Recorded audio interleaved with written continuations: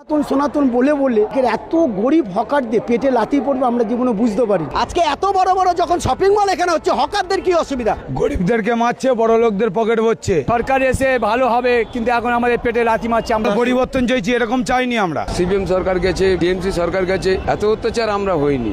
Shopping mall বানাতে পারছেন, তার জন্য যদি প্যাসেঞ্জারের কোনো অসুবিধা না হয়, তাহলে হকারের একটা 3 ফুট জায়গা নেই, কিসের অসুবিধা? আমাদের পেটের বাঁধ মেরে দিচ্ছে না, শুধু পুরো পশ্চিমবঙ্গের মেরে দিচ্ছে। আজকে আমি বেকার হয়ে ঘরে বসে আছি, কালকে আমার বাড়ির মেয়েটা, বাড়ির বাচ্চাটা কি খাবে, আমার সেই চিন্তা করে রাতে ঘুম হচ্ছে না। ভোট নেবেন আর জিতবেন, আর গরিবদের বাঙালিদের শুধু দেবেন লাথি। বড় বড় ধরুন জুতোর দোকান আছে, কাপড়ের দোকান আছে, বাজার কলকাতা আছে, তাহলে এরা বৈধ? এদের কাছে অর্থ আছে বলে এরা বৈধ? আমরা গরিব মানুষ, আমরা খেতে পাই না, আমরা অবৈধ? তাহলে সরকারকে ভোট দিয়ে আমাদের এই উপকার হলো?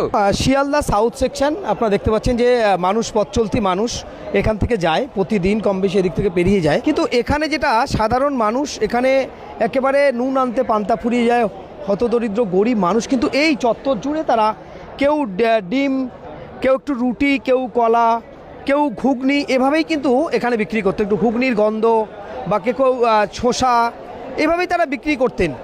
আজকে 1 সপ্তাহ হয়ে গেছে নূতন সরকার 9 তারিখে আসার পর থেকেই তাদেরকে উচ্ছেদ করা হয়েছে। একেবারে খুব দুঃখিত, পরিবর্তন হয়েছে, এই সরকার এসছে, আমরা গরিব মানুষও ভোট দিয়েছি যে না এই সরকার আসুক। শিক্ষা, স্বাস্থ্য, পুলিশ একটা যেন সিস্টেম নষ্ট হয়ে যাচ্ছিলো। আমরা গরিব মানুষ বুঝতে পারছি, কেন আমরা হকারি করতে পারি, কিন্তু আমাদের ছেলেমেয়েরা কলেজে স্কুলে সব পড়ছে, তারা ভালো খারাপটা অনেকটা বোঝে। তারা আমাদের সাথে যখন শেয়ার করে তখন আমরা বুঝি, যাক পেট জেলে যাক, আগে বিশেষ করে পশ্চিমবাংলা ঠিক হোক, একটা জায়গায় আসুক। এই আমরা সনাতন ধর্ম বলতে বলতে বলতে বলতে এখানে আপনি দেখবেন 100-র মধ্যে আপনি দেখবেন 70% হিন্দু কিন্তু দোকানদারি করে, হকারি। আমরা এটাই দুঃখ পাচ্ছি যে এই সনাতন সনাতন বলে বলে এই ধর্ম জাগিয়ে আজকের এত গরিব হকারদের পেটে লাথি পড়বে আমরা জীবনে বুঝতে পারি।